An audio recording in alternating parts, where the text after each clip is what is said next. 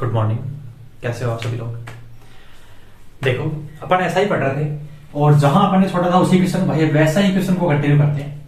ठीक है, और एक क्वेश्चन लिखते हैं। देखो, क्वेश्चन इस प्रकार है कि एक धनराशि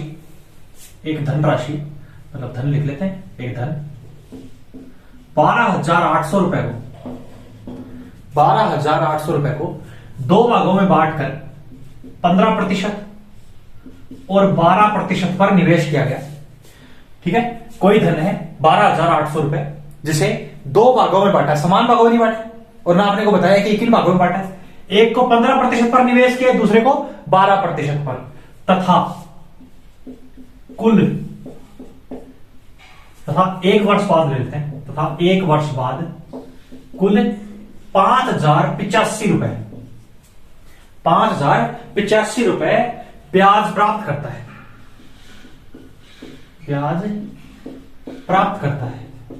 ठीक है, तो आपसे पूछ लेगा कि भाई 15% वाला धन बताओ या 12% वाला धन बताओ। ये 3 वर्ष बाद कर लो भाई, 3 वर्ष बाद।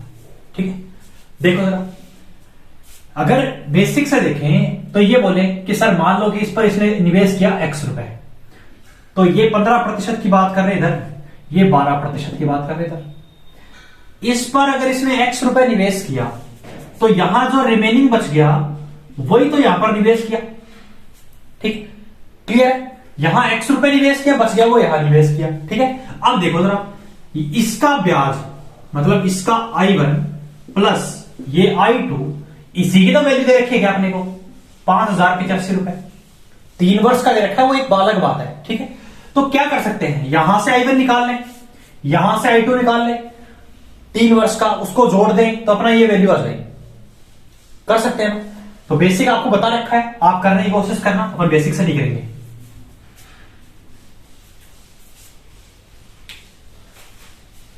बेसिक से नहीं करेंगे, जो अपन ने और तरीके सीखे थे। क्या सीखा था? देखो जरा, अगर 3 वर्ष का ब्याज है, ये 3 वर्ष का ब्याज है क्या? कितना है सर? 5,085 रुपए। तो पहले 1 वर्ष का ब्याज निकाल लेते हैं।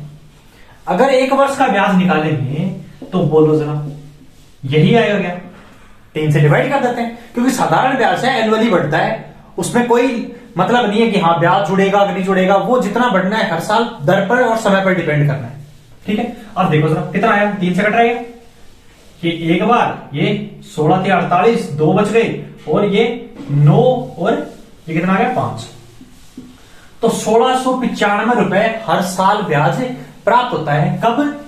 जब 12,800 रुपए को 2 भागों में बांटकर, एक को 15% पर और दूसरे को 12% पर निवेश किया जाए। अब देखो कैसे कर रहे थे कि 15% पर निवेश किया गया, यहां 12% पर निवेश किया गया। जो बड़ी राशि है उसको तोड़ सकते हैं, तो बड़ी राशि क्या है? ये 15%, क्योंकि यहां 12% ऑलरेडी है। तो सर ये निवेश किया गया 3% और 12%, यहां भी 12% है, यहां भी 12% है, तो ये कुल धन तो निवेश हो रहा है नहीं हो रहा? तो ये बोल सकते हैं कि कुल धन पर 12% तो लग ही रहा है सर, 12% तो लग ही रहा है। कुल धन कितना? ये रहा। इसका 12% निकालें तो कितना आ गया? 1,536 रुपए। ठीक है, 1,536 रुपए ब्याज मिल रहा है एनुअली, लेकिन अपने को कितना मिल रहा है? 1,695 रुपए। ठीक है, तो कितना डिफरेंस आ रहा है बताओ जरा? 9, ये 8 में से 5 लेस करेंगे, सॉरी 3, 5, और ये 159 रुपए एक्स्ट्रा मिल रहे हैं। कितने रुपए? 159 रुपए, जो कहां से मिल रहे हैं? इस 3% से। 3% से कितने रुपए एक्स्ट्रा मिल रहे हैं? 159 रुपए। तो कहने का मतलब यही है क्या कि ये 3% सर 159 रुपए के बराबर है। तो जब 3% 159 है तो 1 किसके बराबर होगा? 53 के, और 100 किसके बराबर हो जाएगा? 5300 के। कि 15% पर कितने रुपए निवेश किए गए? 5300 रुपए निवेश किए गए। और आपसे पूछ ले कि 12% पर किसने कितने किए गए, तो लेस कर दो, 12,800 में से 5300 लेस कर दो। ठीक है,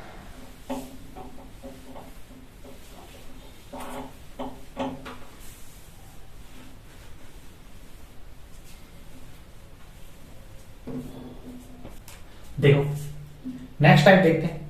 अगर आपको बोले कि कोई भी डाटा दे दिया, मान लो आपको कि 1750 रुपए को दो भागों में बांटकर 8% एंड 6% पर निवेश किया गया, ठीक है ना। क्वेश्चन की लैंग्वेज समझना बस। तथा एक वर्ष बाद दोनों राशि पर या दोनों भागों पर समान ब्याज प्राप्त होता है, ठीक है, समान ब्याज प्राप्त होता है। तो आपसे कुछ भी पूछ लेगा, 8% पर निवेश धन, 6% पर निवेश धन, या फिर ब्याज ज्ञात करो। किसी एक का तो बोलेगा नहीं, क्योंकि ब्याज तो दोनों में सेम है। एक का बोलेगा तो भी वही बात है, किसी का ही बोले जाए क्योंकि समान है। तो आपको ये क्वेश्चन दिया गया कि 1750 रुपए को दो भागों में बांटकर 8% और 6% पर निवेश किया जाता है तथा एक वर्ष बाद समान ब्याज प्राप्त होता है दोनों भागों पर, ठीक है। तो अगर बेसिक से करना चाहें तो अपन ये बोल सकते हैं कि पहले x रुपए दिए गए 6% की दर से, सॉरी 8% का, पहला 8% की दर से एक वर्ष के लिए बटे 100। ये जो राशि है सर, ये जो राशि है ये किसके बराबर है? जो रिमेनिंग धन है, रिमेनिंग धन यही तो है, यही तो है, गुणा 6 गुणा 1/100, ठीक है। यहां से इसको सोल्व करें और x की वैल्यू निकालें। कैसे? ये 100 से 100 डिवाइड हो जाएगा, ये 2 से कट रहे हैं 4 टाइम्स, ये 2 से कट रहा है 3 टाइम्स। तुम देखो मल्टीप्लाई करो, ये 4x इक्वल टू ये कितना हो गया? एक बार ऐसे लिख लेते हैं, अभी तो काटा बेटी करनी बाकी है, ठीक है। ये 3 इधर आ जाएगा तो 7x हो जाएगा क्या? तो 7x बराबर कितना आ गया? 1750 गुणा 3, और x बराबर कितना आ गया? काट दो 7 से, कितनी बार कट रहा है? 25 बार, और गुणा 3 कितना आ गया? 750 रुपए।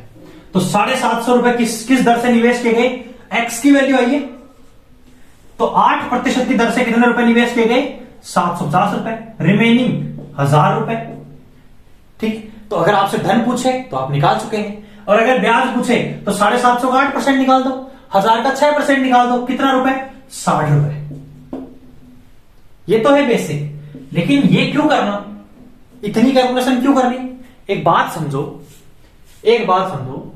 अगर ये इस किसी धन का 8% बराबर है, किसी धन का 8% और उसी धन का 6%, बात तो ये है, देखो जरा मेरे को ये बताओ, अगर 100 रुपए निवेश करूंगा, 100 रुपए में इधर मैंने बांट दिया, कुछ भी बांट दिया, मान लो ये P1 है और इसको मैंने P2, दो भागों में बांट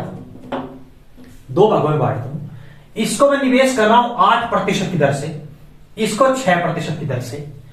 तो जब ब्याज निकालते हैं तो आपको यही तो बताया था ना मैंने कि भाई समय तो एक अलग चीज है, लेकिन बात तो यही होती है ना, किसी धन पर 12% ब्याज है, तो उस धन का 12% ही तो अपने को एनुअली मिलेगा। कितने साल के लिए मिलेगा वो बात की बात है। अगर अपने को बोल दे कि 8% की दर, मतलब 10,000 रुपए 8% की दर से निवेश किए गए, तो कहने का मतलब ये है क्या कि 10,000 या 10,000 लेते हैं, 10,000 पर हर साल 8% ब्याज मिलेगा। यहां एक वर्ष की बात हो रही है, तो यही नहीं है क्या कि P1 का 8%, कि P1 का 8% बराबर है P2 के 6% के। डिवाइड में 100 आएगा, परसेंटेज से परसेंटेज कट के गया, कोई रोल प्ले नहीं कर रहा है पर 100, ठीक है। तो P1 का 8% P2 के 6% के बराबर है, यही चीज नहीं है क्या? तो यहां से मैं इसको ये लिख सकता हूं क्या कि P1 बटा P2 बराबर, बोलो जरा, 6/8 या फिर 3/4, कि सर ब्याज जो भी जिस भी दर से लग रहा है उसका मतलब नहीं है, जो धन बट रहा है ना वो ब्याज के अपोजिट दर से बट रहा है। दिख रहा है क्या आपको? देखा, P1 को अपन निवेश कर रहे थे 8 से, P2 को निवेश कर रहे थे 6 पे, लेकिन जब अनुपात बांटा गया, इसको छोड़ दे बार, तो उल्टा बांटा गया 6 और 8, धन का अनुपात है, ये धन का अनुपात है कि सर जो धन है वो दर का अपोजिट हो गया। कब? कंडीशन बोलो, जब ब्याज बराबर प्राप्त हो रहा है। तो अगर इस अनुपात में धन बट रहा है या इस अनुपात में धन बट रहा है तो आराम से धन निकाल सकते हैं क्या? अनुपातों का योग 7 की वैल्यू कितनी सर? 1750 रुपए।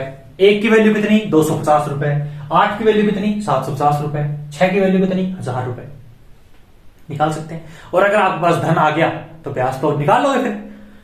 अगर 750 ले रहे हो तो 8% निकाल दो उसका, 1000 ले रहे हो तो 6% निकाल दो, आएगा 60 रुपए दोनों।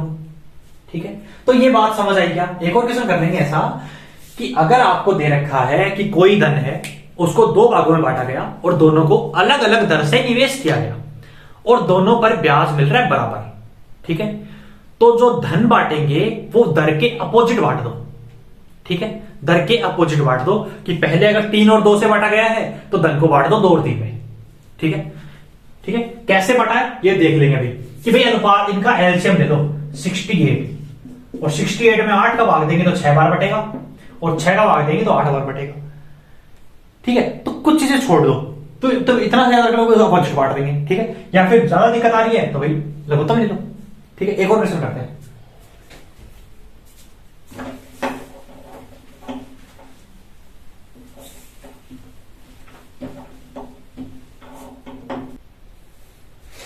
देखो नेक्स्ट क्वेश्चन इस प्रकार है कि 1521 रुपए को, ठीक लिखते चलना, 1521 रुपए को 2 भागों में इस प्रकार बांटा गया, 2 भागों में इस प्रकार बांटा गया कि प्रथम भाग पर 10% की दर से 5 वर्ष का ब्याज,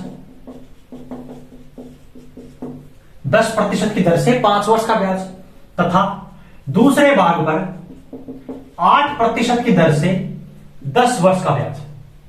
देखो यहां समय आ गया इस बार, तो समय भी एक रोल प्ले करेगा भाई। 10% की दर से 5 वर्ष का ब्याज और 8% की दर से 10 वर्ष का ब्याज बराबर है। ठीक है, तो आगे कुछ भी पूछे चाहे आपसे, दोनों धन पूछे, ठीक है, दोनों धन पूछे या फिर ब्याज पूछे, अपन निकाल लेंगे सारा। ठीक, तो एक तक तो तरीका है कि सर यहां x रुपए निवेश किए गए तो यहां हो गए 1521 माइनस x रुपए, इसका 10% की दर से 5 वर्ष का ब्याज निकालें, इसका 8% की दर से 10 वर्ष का ब्याज निकालें और दोनों को इक्वल पुट करें, x की वैल्यू निकालें वहां से। ठीक है, एक तो तरीका वो है जो अभी आपको समझा दिया बेसिक में। अब एक बात बताओ, अगर दूसरे तरीके की बात करें, अगर यहां पर देखो, इसको इधर लिख देता हूं मैं, समझना आप समझेंगे, एक बार टाइम लगेगा कि 1521 रुपए थे, इसको एक बार मैं बांट रहा हूं, वैसे आपको बांटना नहीं है, आपको डायरेक्ट करना है कि P1 P2 में बांटा गया। ठीक है, 10% की दर मतलब हर साल 10% ब्याज देगा 5 साल तक, तो कितना परसेंट ब्याज दिया बोलो जरा? 50% दिया गया। एक साल 10% ब्याज दे रहा है तो 5 साल में कितना परसेंट ब्याज देगा? 50%। ये हर साल 8% ब्याज दे रहा है, 10 साल में कितना परसेंट ब्याज देगा बोलो जरा? 80%। बात यही है क्या? बताओ जरा मेरे को। ये 50% ब्याज देगा, ये 80% ब्याज देगा। ठीक है, और आपको ये बोला, देखो ये 50% किसका? इस P1 का, ये 80% किसका? इस P2 का, तो ये ब्याज ही तो है। तो ये बोल सकते हैं अपन कि P1 का 50% बराबर है P2 के 80% के, परसेंट से परसेंट कट जाएगा। ठीक है, तो P1 बटे P2, देखो अनुपात लेना है तो ये 50 डिवाइड में रहेगा, ये P2 इधर आ गया तो कितना है? 8/5। कि P1 और P2 जो बांटे जाएंगे सर, वो किस अनुपात में बांटे जाएंगे? 8/5 में। मैंने आपको बोला था, देखो इनका कॉम्बिनेशन निकाल दो, 50 यहां से निकाल दो 80। अगर आपको कुछ नहीं करना, उल्टा कर दो, इसको 80 दे दो, इसको 50 दे दो, बराबर ही तो कट रहा है। ठीक है, या फिर 0 से 0 कट रहा है, 8/5 में बांट लो। अनुपातों का योग 13 और 13 की वैल्यू किसके बराबर है? 1521 के। तो एक की वैल्यू कितनी आई बोलो जरा? 117 की आई क्या? 117 की। ठीक है, तो अब धन निकाल लो, 8 की वैल्यू भी निकल जाएगी यहां से, 5 की वैल्यू भी निकल जाएगी, और जब एक बार आपके पास धन आ गया तो इसका ब्याज निकाल दो 5 साल का, इसका ब्याज निकाल दो, है तो बराबर ही। समझ पा रहे हो क्या? ठीक है, देखो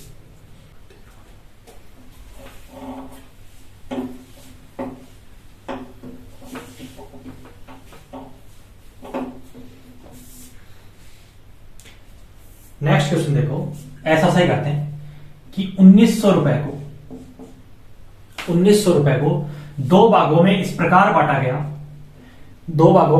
बांटा गया कि प्रथम भाग पर 8% की दर से 2 वर्ष का ब्याज, 8% की दर से 2 वर्ष का ब्याज तथा दूसरे भाग पर 4% की दर से 3 वर्ष के ब्याज का अनुपात, इस बार अनुपात दिया है, 3 वर्ष के ब्याज का अनुपात 16:7 है, 16:7 है। तो दोनों भाग ज्ञात करो, दोनों भाग ज्ञात करो। अब कैसे करें है भाई, अब कैसे करें? तो देखो जरा क्या दिक्कत है। इधर P1 बांटा गया सर, इधर P2 बांटा गया। 8% की दर से, 8% की दर से 2 वर्ष के लिए, ठीक है। तो कितना ब्याज मिल गया? 16 P1 मिल गया क्या? बताओ जरा मेरे को, बार बार नहीं लिखेंगे इस चीज को। 16% मिल रहा है सर P1 का, ये रहा 16% P1 का, बटे 4% की दर से 3 साल, तो 12% मिलेगा P2 का। ये ब्याज है, ये ब्याज है। कैसे है अभी दोबारा बता दूंगा। बराबर किसके दे रखा है? 16/7 के। देखो जरा दे रखा है क्या? दे रखा है। जो कट रहा है उसको काट लो, 16 से 16 कट रहा है सर। तो P1 रेशियो P2, ये 12 ऊपर जाएगा तो कितना आ गया? 12/7। देखो अनुपातों का योग 19, 19 की वैल्यू कितनी? 1900। 1 की वैल्यू कितनी? 100। निकाल दो अब। 12 की वैल्यू 1200 या 7 की वैल्यू 700, ठीक है। ये कैसे आ रहा है? 16 P1 12 P2। देखो P रुपए निवेश किए गए 8% की दर से 2 वर्ष के लिए बटे 100। बात ये है क्या? पहली राशि का ब्याज। दूसरी राशि का ब्याज की बात करें तो P2 रुपए 4% की दर से 3 वर्ष के लिए बटे 100। 0 से 0 कट गया। देखो जरा 16 P1 बटे 12 P2। तो जब परसेंट है दोनों राशियों में तो परसेंट को एलिमिनेट ही करो ना। जब उसका अपने को यूज ही नहीं है तो एलिमिनेट करो उसको डायरेक्ट, ठीक है। समझ पा रहे हो? देखो आसान से क्वेश्चन है। इसी में एक और क्वेश्चन आता है, आपको ब्याज की जगह ये दे दे, तब क्या करेंगे?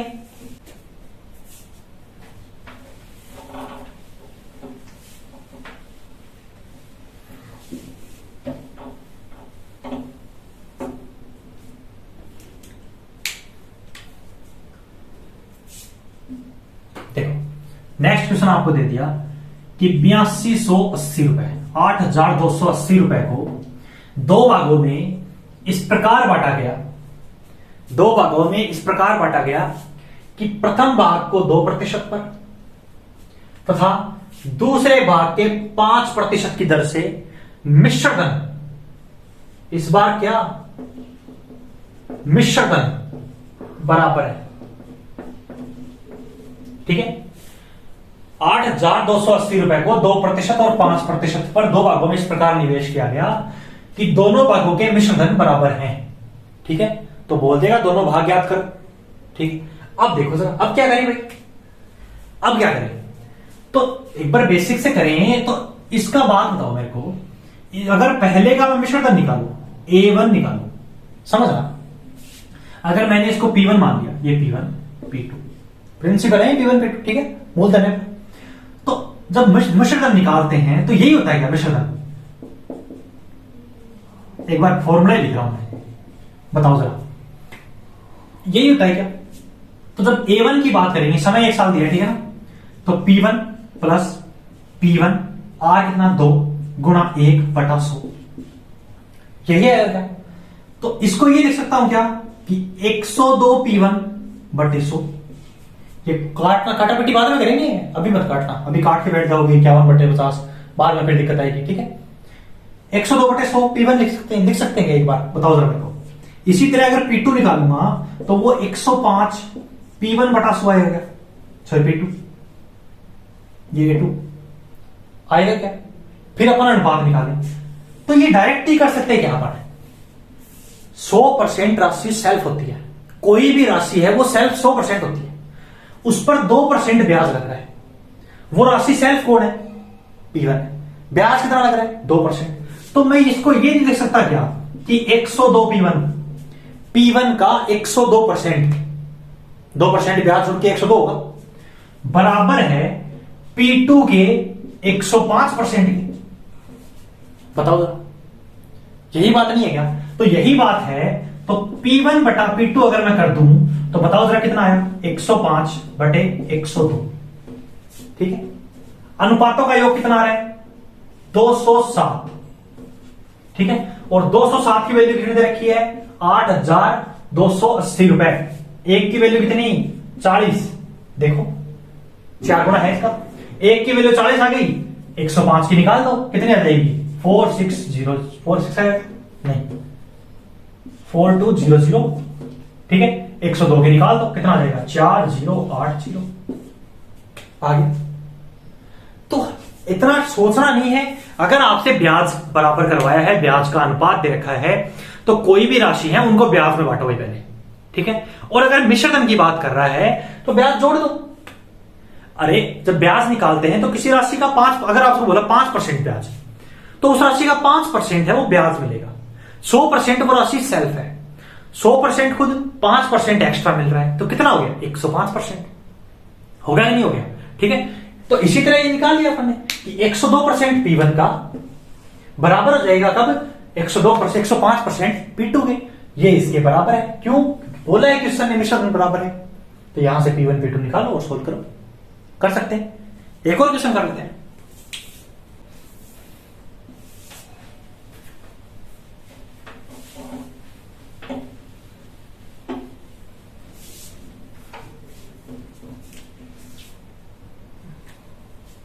देखो नेक्स्ट क्वेश्चन आपको दे रखा है कि 6,000 रुपए की राशि को 2 भागों में इस प्रकार बांटा गया कि प्रथम भाग पर 6.2/3% की दर से 4.1/5 वर्ष का ब्याज। ठीक है, क्वेश्चन समझना, लिख लेना साथ साथ कि 6,000 रुपए को 2 भागों में इस प्रकार बांटा गया कि प्रथम भाग पर 6.2/3% की दर से 4.1/5 वर्ष का ब्याज, दूसरे भाग पर 4% की दर से, दूसरे भाग पर 4% की दर से 2.3/4 वर्ष के ब्याज का दुगना है। ठीक है, देखा कौन? क्वेश्चन दोबारा रिपीट कर रहा हूं। 6,000 रुपए को 2 भागों में इस प्रकार बांटा गया कि प्रथम भाग पर 6.2/3% की दर से 4.1/5 वर्ष का ब्याज, कोमा है बीच में। ठीक है, समझ। दूसरे भाग पर 4% की दर से 2.3/4 वर्ष के ब्याज का दुगुना है। कौन है दुगुना? ये है दुगुना। ठीक है, तो अब देखो जरा, वही सेम लगाते हैं अपन कि सर ये रहा P1, ये रहा P2। ठीक है, तो देखो कितना प्रतिशत है, इसको बदल लेते हैं पहले। देखो ये लिख रहे हैं, यही तो लिखना है। कितना है? 18 तो 20, तो 20/3 तो आ गई सर दर। समय कितना आ गया? 5 और 20 और 21/5 अनुपात दुगना है ना, ये तो 2 करेंगे इसको। P2 गुणा 4 गुणा ये कितना? 8 और 3 11/4 बराबर किसके है? 2/1 के। ऊपर वाला दुगुना है तो वो 2 है, नीचे वाले का ही तो दुगुना है, इसी का तो दुगुना है। तो जब ये 1 है, ये 2 है। ठीक है, तो देखो जरा, ये 4 से कट गया। ठीक है, ये 3 से कट गया 7 बार, ये 5 से कट गया कितनी बार? 4 बार। ठीक है, तो देखो जरा, ये आ गया क्या कि 28 P1 बटे, ये भी कट रहा है आपस में, ये 2 से कट जाएगा 2 बार।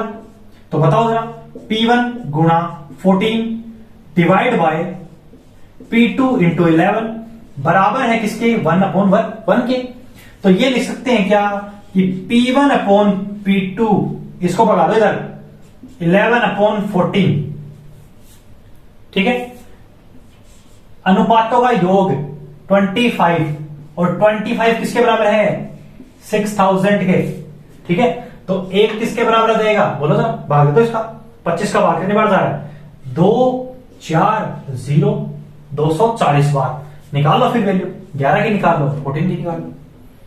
ठीक है, तो जो क्वेश्चन ने बोला है वैसा करना है, लेकिन कंडीशन अगर क्या दी है वो ध्यान रखना है। अगर ब्याज की बात कर रहा है तो ब्याज निकालेंगे, अगर मिश्रधन की बात कर रहा है मिश्रधन निकालेंगे, अगर बोला है कि इक्वल है तो इक्वल कर देंगे, अगर बोला है अनुपात है तो दोनों का अनुपात में लिख देंगे, अगर बोला है 2 गुना है, 3 गुना है, 4 गुना है, कुछ भी है वो लिख देंगे।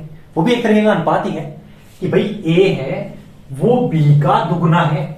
तो कहने का मतलब ये है ना कि बी जब 1 है तो ए 2 है, तो अगर a बटा बी करें तो सर b 1 है तो a 2 है तो अनुपात ही। समझ पा रहे हो? ठीक है, अब देखते हैं नेक्स्ट टाइप।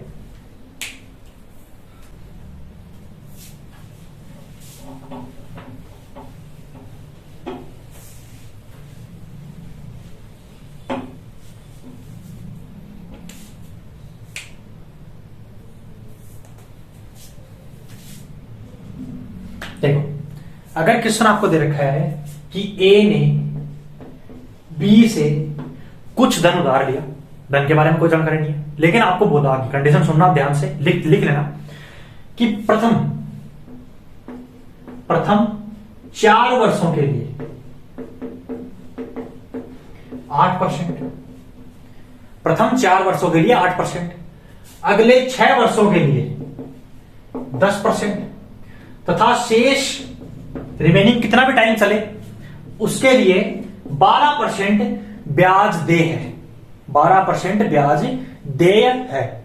ठीक है, अगर इसने 15 वर्ष के लिए उधार लिया, 15 वर्षों के लिए उधार लिया तथा 12,160 रुपए ब्याज दिया, 12,160 रुपए ब्याज दिया, तो उधार ली गई राशि क्या बोलेगा आपको? उधार ली गई राशि या फिर मूलधन, आपको पता ही है वही तो उधार लिया, उधार ली गई राशि या फिर मूलधन ज्ञात करो। ठीक है, तो देखो अगर बेसिक से करें अपन तो सर अगर उसने माना, ये लिखना नहीं है आपको, जब करोगे एग्जाम में कॉपी में तो लिखो एक बार समझने के लिए। माना उसने X रुपए उधार लिया, कितना रुपए उधार लिया? X रुपए उसने उधार लिया। अब एक बात बताओ, X रुपए उधार लिया, 8 ब्याज निकाल रहे हैं अपन कुल, क्योंकि ब्याज दे रखा है, 8% की दर से 4 वर्षों का ब्याज, यही है। फिर नेक्स्ट, अब यहां X का ब्याज निकालूं या इसको जोड़ के निकालूं? और नॉर्मल सी बात है X का ही निकलेगा। क्यों? क्योंकि साधारण ब्याज हमेशा मूलधन पर दे होता है, हमेशा मूलधन पर ही लगता है, अगर जब तक बोलेगा नहीं। अगर बोल देता है कि 2 साल बाद ब्याज जुड़ जाता है, 4 साल बाद ब्याज जुड़ जाता है, तो एक अलग बात है।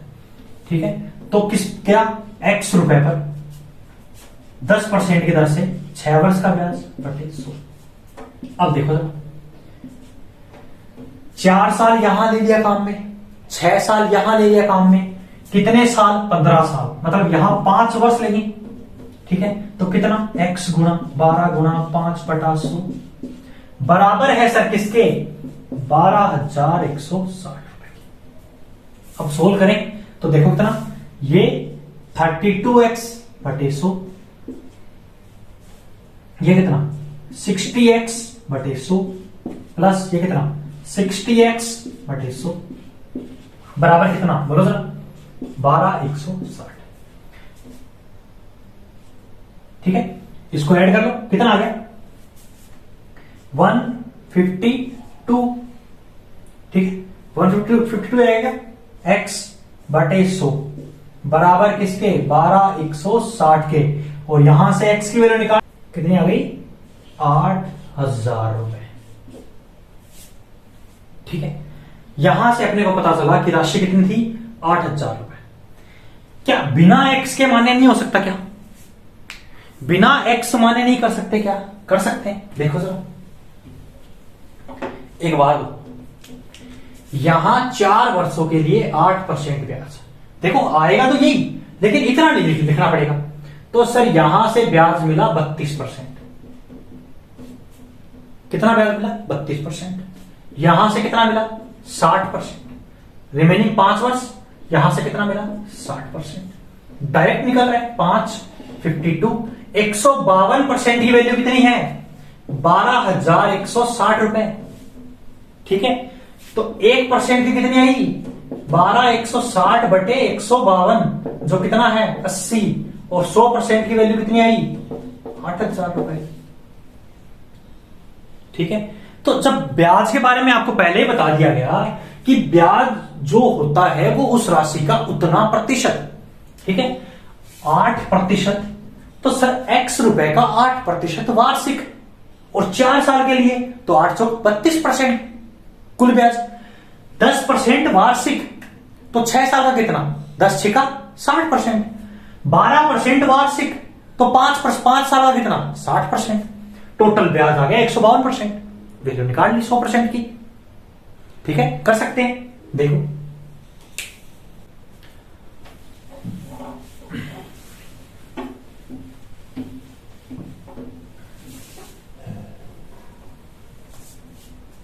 देखो साधारण ब्याज से ज्यादा डिफिकल्ट क्वेश्चन नहीं आएंगे, हाँ लेंथी आ सकते हैं। तो अगर आपको उस बेसिक्स पे कमांड है तो आप लेंथी क्वेश्चन को कर पाओगे। ठीक है, देखो जरा कैसे क्वेश्चन है। एक और क्वेश्चन करते हैं कि एक व्यक्ति को 10,000 रुपए निवेश करने हैं। कितने करने हैं? 10,000 रुपए निवेश करने हैं, जिसमें से 4,000 रुपए उसने 5% की दर से, 4,000 रुपए 5% की दर से, 3,500 रुपए, 3,500 रुपए 4% की दर से, ठीक है, निवेश किए। ठीक है, तो वह क्वेश्चन लिखना, तो वह शेष धन को किस दर से निवेश करे कि उसे 500 रुपए ब्याज प्राप्त हो एक वर्ष के अंत में, उसे एक वर्ष के अंत में 500 रुपए ब्याज प्राप्त हो। एक क्वेश्चन बोले, अब देखो सर, 4,000 रुपए निवेश कर दिए 5% की दर से, ठीक है, यहां 3,500 रुपए निवेश कर दिए 4% की दर से, 7,500 रुपए निवेश कर चुका, शेष धन कितना? 2,500 रुपए। ये तो अपन ने निकाल दिया। अब देखो जरा, 4,000 पर 5% ब्याज मिल रहा है, तो 4,000 का 5% कितना? 200 रुपए। देखो कितना आसान क्वेश्चन है, ये बड़ा लिखने में 3 लाइन का है, लेकिन अभी देखना, 4,000 पर 5% ब्याज 200 रुपए, 3,500 रुपए पर 4% ब्याज, तो कितना? 35 का 4 गुना कितना? 140 रुपए। 340 रुपए अपने को ब्याज मिल चुका, 340 रुपए ब्याज मिल चुका। अब कितना ब्याज चाहिए? 160 रुपए ब्याज चाहिए, क्योंकि कुल ब्याज 500 मिल रहा है, और वो 160 कहां से मिलेगा? इस 2,500 से। तो 160 2,500 का कितना परसेंट है? 6.4%। निकाल सकते हो, अरे 25 को भाग दो इसमें, निकाल सकते हो आसानी से। ठीक है, तो क्वेश्चन की लैंग्वेज के अकॉर्डिंग चलो, रीजनिंग मत लगाओ उसमें। ठीक है, क्वेश्चन ने जो कहना चाह रहा है कि 5% की दर से निवेश किया करो, 4% की दर से किया करो, रिमेनिंग निकाल सकते हैं। 10,000 रुपए थे, 4,000 यहां निवेश कर दिया, 3,500 यहां निवेश कर दिया, तो सर 2,500 रुपए बचे। ठीक है, 500 ब्याज मिल रहा है, पहले यहां से ब्याज निकाला कि 5% की दर से 200 रुपए ब्याज मिलेगा, 4% की दर से 140 रुपए ब्याज मिलेगा, तो इन दोनों से अपने को टोटल कितना मिल चुका? 340 रुपए ब्याज मिल चुका। लेकिन अपने को ब्याज कितना मिला है? 500 रुपए। तो 340 मिला यहां से, रिमेनिंग 160 रुपए कौन देगा? ये 25 देगा, जो कितना परसेंट है? 6.4%। निकाल सकते हैं। ठीक है, देखो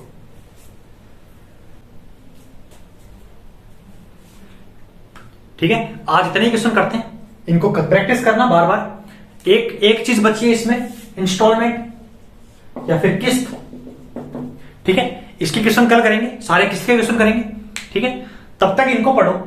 ये बेसिक देखो, अब बेसिक हो गया इसका, जो एडवांस पोर्शन था एसआई का वो भी हो चुका है, किस्त बची है, किस्त करेंगे कल। ठीक है, इंस्टॉलमेंट का क्वेश्चन आता है सीजीएल में ही आएगा, ज्यादातर तो सीजीएल में आता है, बैंक वगैरह तो आता ही नहीं है, या फिर अपने क्या बात है रेलवे में भी नहीं आता, मोस्ट ऑफ तो नहीं आता। लेकिन यहां तक का जो पढ़ा है अपन ने, ये हर एग्जाम में आता है। ठीक है, खासकर इंस्टॉलमेंट के क्वेश्चन एसएससी ही देता है। ठीक है, तो बाकी में तो नहीं आएगा। तो अपन ये पढ़ो, आराम से कंसेप्ट क्लियर करो, फिर इंस्टॉलमेंट पढ़ेंगे आराम से कल। ठीक है, तब तक आराम से पढ़ते रहो और स्वस्थ रहो। मिलते हैं कल। Thank you.